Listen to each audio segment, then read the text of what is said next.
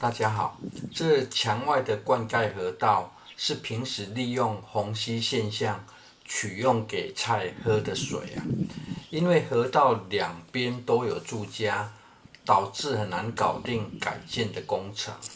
这天要趁墙外菜地整地种植前来砍这棵树，很大的难度在于这棵树长在墙内的防火巷啊。而这角落又刚好是防火巷最狭窄的位置，施作的空间小之外，树长这么高，又要防止压倒围墙，因此采用分段从上方先砍下。最危险的状况是树倒下时呢，若是方向不对，光要逃命都很难逃啊。也因此呢，慎重地将树绑在墙外的立柱上。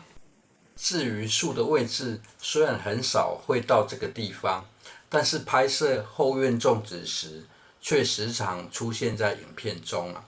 从这角度看，更可以有助于了解树所在的位置。而树消失了，看来是成功了，不然也不方便在此剪辑影片了。而这虽然感觉不远，但是要绕一大圈，越过围墙，因为需要这样绕路，就顺道拍摄一下墙外的场景。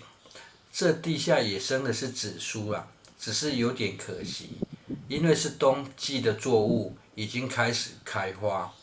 此时感觉到孔明借力使力，借东风的道理啊。绑定时才注意到风向是吹西风，往内部吹啊，也只能等待东北季风下来。然而还算幸运啊，没多久风向竟然转向了，绕了一圈准备出手，只是这风向还有点不稳定，偶尔掺杂往内侧吹的西风，因此锯树的过程锯一下就推一下，避免错失了老天突然降下的神力啊。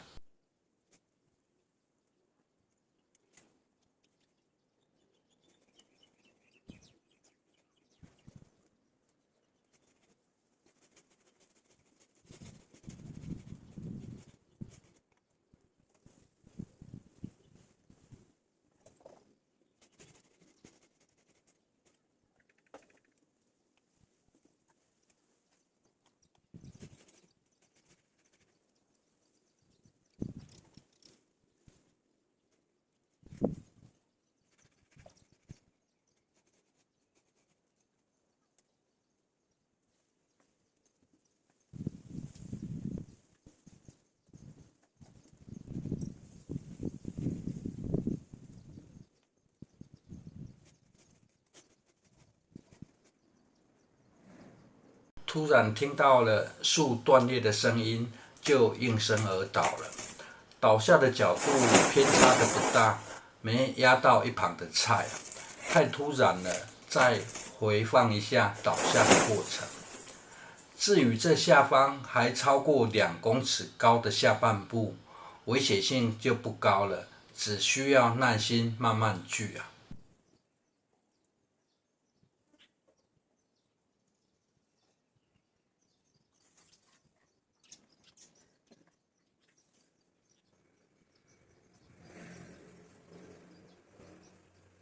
接下来的辛苦点是拆解后搬运的问题。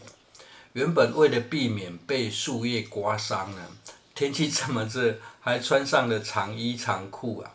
现在除了得拆解，还需要慢慢绕路搬运回院子。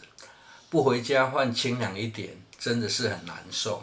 不过早已经体认到很多事情，只要有耐心慢慢做，也是会有变化。陆续拆解这棵树，也是成功搬运到院子上来。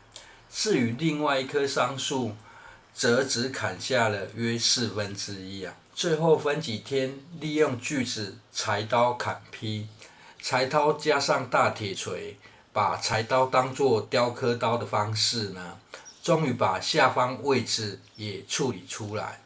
只是这样大费周章，都像是野外求生了。这么粗的木头，没有利用似乎有点可惜啊。有人有具体建议吗？谢谢收看。